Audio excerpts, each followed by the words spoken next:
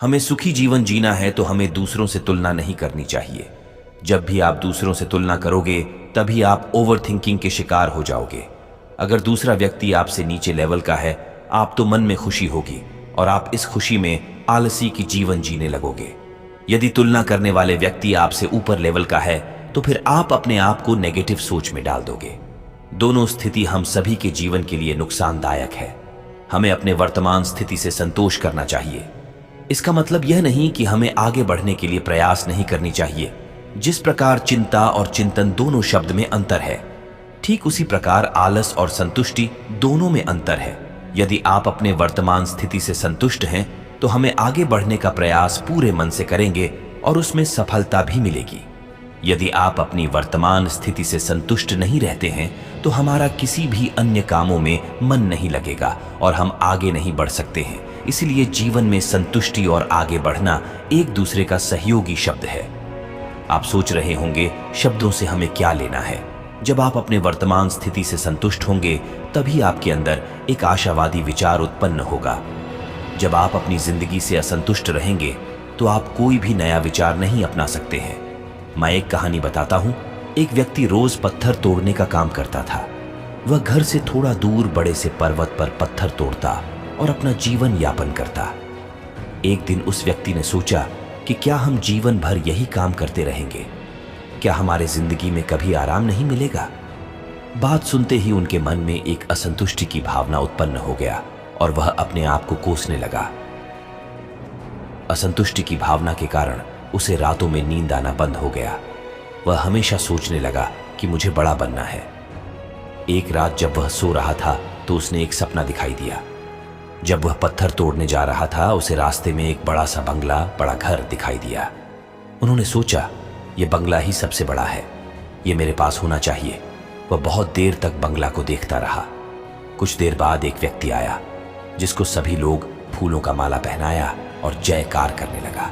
वह व्यक्ति कोई राजनेता था। उस पत्थर तोड़ने वाला ने सोचा कि यह बंगला तो बड़ा नहीं है, बड़ा तो वह व्यक्ति है जिसको सब इतना आदर सत्कार कर रहे हैं। अब वह पत्थर तोड़ने वाला व्यक्ति सोचने लगा कि नहीं, मुझे अब नेता बनना है।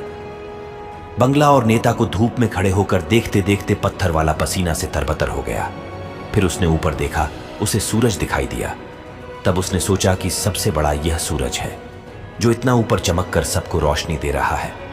मुझे भी कितना पसीना से तरबतर कर दिया, मुझे तो अब सूरज बनना है। वह सूरज को देख ही रहा था तभी एक घना बादल आया और सूरज को ढक दिया।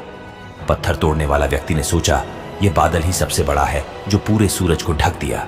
वह व्यक्ति बादल को देख ही रहा था कि हवा का एक झोंका आया और बादल को दूर लेकर चला गया। पत्थर तोड़ने वाला व्यक्ति देखता रह गया, यह क्या हो रहा है? हवा का झोंका बादल को उड़ा के चला गया। हमें तो हवा बनना चाहिए क्योंकि हवा ही सबसे ताकतवर है। यह बात वह पत्थर तोड़ने वाला व्यक्ति सोच ही रहा था कि हवा एक एक पहाड़ से टकराया और हवा ने अपना दिशा मोड़ दिया, लेकिन पहाड़ टस से मस नहीं हुआ। यानी पहाड़ में दम है, हमें तो पहाड़ बनना है। तभी वह देखा कि एक व्यक्ति आ रहा है और अपने हथौड़ा से उस पहाड़ के टुकड़े कर रहा है। यह क्या हो रहा है? इतना बड़ा पहाड़ जो हवा के विशाल झोंके का रास्ता बदलने के लिए मजबूर कर दिया, टस से मस नहीं हुआ, उसे एक छोटा सा व्यक्ति तोड़ा है। व्यक्ति बार बार सोच रहा था, नहीं, यह नहीं हो सकता, यह कभी नहीं हो सकता। मुझे पत्थर तोड़ने वाला नहीं बनना है, किसी भी हाल में मुझे पत्थर तोड़ने वाला नहीं बनना है।